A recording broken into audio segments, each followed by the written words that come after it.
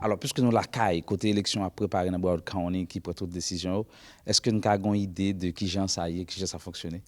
Since we are here in the headquarters, can we have an idea how it is inside? Oh, How it looks like? Yeah, no, I'd love to show Mr. you. Mackenzie, Yeah. I'll let you do it with Mr. Scott. Yeah, let's do it. This is our transparency corridor. OK. Il dit ça c'est en chambre, en chambre et corridor ça c'est en chambre, c'est un corridor de transparence qui est lié parce que tout ça que y a fait en dedans que on monde capable voir et commence à passer. This area allows the public to come in and see everything that's going on in terms of how we process the ballots. Il dit area ça lui permet que public là ouais tout ça qui a passé au niveau des activités que nous a fait en dans bureau élection. So we have windows so that you can see what's happening, but you won't be able to interfere in the process at all. Nous avons fenêtre que côté que ou capable voir tout ça qui a passé. Nous avons fenêtre que ou capable voir tout ça qui a passé mais seulement ou pas qu'à interférer avec pour process là. Here we have our ballot processors. So these people are actually removing the ballots from the vote by mail envelopes. So you can see them in here, basically taking all the ballots out of the envelopes and stacking them up so that it's ready to go into the machines to be counted. OK, ça n'a regardé là c'est côté que nous process ballot yo, moun sa yo qui ça y a fait, y a retiré bulletin yo dans enveloppe là et de plus tout pour yo capable mettre yo et ensemble et puis pour nous passer dans machine pour machine là à compter vote yo. Donc moun sa c'est ça que a fait eux même. So this machine is called the ballot inserter. Machine ça li ballot inserter, ça veut dire c'est machine ça qui entrer bulletin yo dans enveloppe là. This is actually preparing the ballots that are going out for people who would like to, if they requested their vote by mail yesterday, we're preparing those ballots today to go in the mail. Ça n'a regardé là c'est comment que machine là li préparer bulletin yo, li mette bulletin yo dans enveloppe pour le voyer bulletin yo ba moun qui fait demande yo. Par exemple, si on monte fait demande hier, donc nous recevoir demande là et puis c'est comme ça que yo mette bulletin dans enveloppe là pour nous voyer ba moun yo.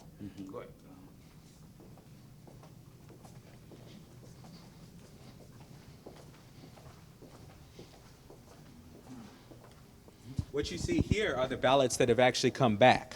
So these are the ballots that have been returned. Okay, so this is actually the machine that has the ballots that are actually going out or have come back and they're getting scanned in. So with this device, what it does is it actually takes a picture of the signature on the envelope and also scans the barcode. And that's how we figure out if the voter is the correct voter. OK, ça n'a regardé là ça c'est bulletin que nous recevoir. Et bulletin ça yo gen signature là-dedans. Donc n'a process yo n'a mettre dans machine là et puis c'est machine là qui peut scan bulletin ça yo pour regarder est-ce que signature yo correct avec signature que nous gagne dans système là déjà pour nous connaître est-ce que moun ça lui même li voter ou bien est-ce que moun ça voyer bulletin là tourner. Okay, nice. Okay, so this is one of our manual processing rooms. There's a couple of important things happening here. The ballots you see are coming from early voting. So this is where people voted in person, and these ballots are being organized, and then they're going to go through an audit system. Les process ça sont process qui est important. Ça va regarder là c'est bulletin qui sorti dans early voting. Donc ça veut dire que y a mettre ensemble pour nous capable pour procession. Donc on connaît chaque fois que nous gain early voting chaque jour que yo porter bulletin au banon et c'est là que nous procession, nous mettons ensemble et puis après ça pour passer dans la machine. So the ballots are being organized both for storage and for the audit system. And that's what you see these folks doing. Les bulletins ça y a organisé et puis pour capable storage yo, donc y a bien organisé donc pour nous capable storage et puis pour your process. So where we saw the machine that was scanning the signature and taking a picture of the signature, the folks at the computers here are actually comparing the signature on the envelope to the signature on file. Il saute ouais machine n'a t'a fait et bulletin au tite gain et signature là dedans on dit monde ça OK ouais qui avec computer là c'est qu'on y a c'est ou même c'est là y a comparer signature qui dans enveloppe là avec signature que nous gain dans système là. Alors, qui ça généralement nous joignent comme fraude et nous un système ici à la cas éviter? What do we get generally about fraud? Do we have a system that can avoid any fraud, anyone doing something not the way they're supposed to.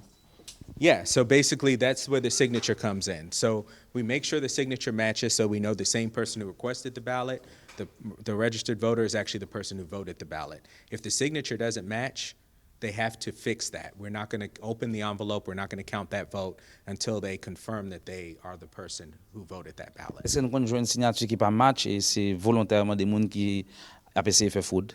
Do we usually get signatures do not match, and you think people that they do that on purpose? Sometimes I wonder because the signature is really sloppy and then they send back the form to confirm it was them. So sometimes I wonder if they're just testing us. You know, parfois qu'on a demandé est-ce que c'est pas essayer que qu'on a essayé système là pour ouais si on fait un bagage qui pas bon est-ce que nous sommes capables de réaliser ça. Mais depuis que on fait nous avons un système qui est en place que nous toujours kembe ça nous toujours depuis signature pas match nous a toujours ouais ça. Nice. So, are the office to visit? Yeah, so here's another cool thing to see here. These are all the machines and equipment that's being prepared for election day. So you can see over here we have over 1,000 machines lined up, and you've got all the equipment that's being prepared for these to go out to our 358 locations across the county for election day. So regardez là c'est nous gagnons plus de 1000 machines qui là et puis ça aussi yo préparé pour jouer élection. Donc ça veut dire que malgré que nous gagnons 358 bureaux de vote, mais nous gagnons à peu près 1000 machines qui préparées pour capable aller pour jouer l'élection pour mon yo à voter. Combien de monde de manière générale dans Broward County qui a voté et pour tout système ça en branle comme ça? Combien de monde comme ça? How many people in Broward County can vote and can vote for that those machines to be used? How many people wish to? So I'm guessing that about a third of our voters, or maybe more than half, maybe about half of them will vote early in person. And then on election day, we'll probably have maybe about 20 to 30% of our voters, and the rest will vote by mail. So these machines here will probably be used by hundreds of thousands of people across the county on election day. Nous pensons qu'il y a un tiers de monde qui vote déjà. Et donc, bon, peut-être pour jouer l'élection, capable de gagner peut-être 20 à 25% de monde qui est capable de voter. Après ça, tout le reste qui est capable de voter par mail ou du moins qui est capable de voter dans voter bonheur. So here we have a long stretch with no windows, and the reason for that is this is a storage room. It's what we call our ballot vault. Okay. This is where the ballots are stored for 22 months after the election, in case that they're needed for any kind of investigations or anything like that. Il dit mieux ça que ouais là qui long là ça c'est là que nous storage ballot. Ça veut dire c'est là nous kembe et bulletin yo. Après élection nous kembe bulletin yo pour 22 mois. Et avant que nous capable d'étudier ben par la loi que nous obligé kembe pour 22 mois. Donc c'est ça fait que ouais gain en gros mieux ça sans que pas gain fenêtre même genre avec l'autre côté yo. Mr. Scott, I don't know if you have anything else to show us. This is the last room. So this is actually the audit system that I talked about. So you see here scanners are separate from our regular tabulation system. All the ballots go through this room, and it's a second check to make sure that we have an accurate count. So the ballots don't just get counted once, they get counted twice by two different systems, two different servers. Nothing is connected to the internet, and we get two distinct sets of results so that we can see that they both came out the same. Si vous regardez là, c'est un process qui est important. C'est peut-être en partie des tabulation room, ça veut dire que sans détabulation. Et puis, il dit système ça, il est checké 2 fois. Et pendant qu'il y a checké ça, nous pas connecté avec Internet. Ça veut dire que le système ça n'est pas connecté avec Internet, donc ça veut dire que nous make sure que tout le bagage passe bien. Donc, il y a 2 façons pour le système qu'on compte, pour nous capables de make sure que tout ça que nous fait bien et puis pour pas gagner aucune erreur qui passe dans le processus là. Voilà. Actually, there's one more. That's the most important room of all. Oh, okay. Let me show you guys the most important room of all. Okay. This is our tabulation room. So this is where all the ballots get the first official count, the ones that go by mail. So all the vote by mails come through this room first. And also, this is where the recount will happen if we have to do a recount. Ok, il dit ça c'est tabulation room là. C'est là que bulletin yo contrôlé. Et nous avons des machines côté que bulletin yo a passé dans la machine yo, et puis tout monde qui vote pour un candidat, c'est à partir de là que a besoin d'information. Il dit que nous make sure que tout bagage passe bien, et puis pour tout bagage aller gens ça doit faire. Pour raconter tout c'est là. Et puis si gain pour raconter tout c'est là tout que pour capable de faire processus pour capable raconter bulletin yo. Mr. Scott, ça son gros, this is a big responsibility. So, son gros responsabilité qu'on gagne avec l'institution ça, m'abdou merci parce que tu permets de nous faire tout ça. Mr. Scott, that was a great big responsibility. And that was nice that you accept us and you give us a tool, and we want to thank you for that. Hey, thank you for coming. It's great to have an opportunity to show everybody what we're doing here so that they can have more confidence in how elections work. Merci le fait que vous êtes venu et nous faisons ça tous juste pour nous capable créer confiance là qui a voté et puis nous remercions le fait que vous êtes venu pour être capable voir comment bagage marcher. Et ça, je texte tout un dernier mot t'as même dit moun qui supposé le voter après tout ça fin montrer là importance nous bail élection yo qui ça le tapier.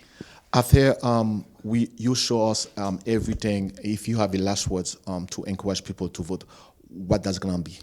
Well, hopefully people see from all this that your vote really does count. It's extremely important. So please don't sit out this election. Make sure you get out there and vote.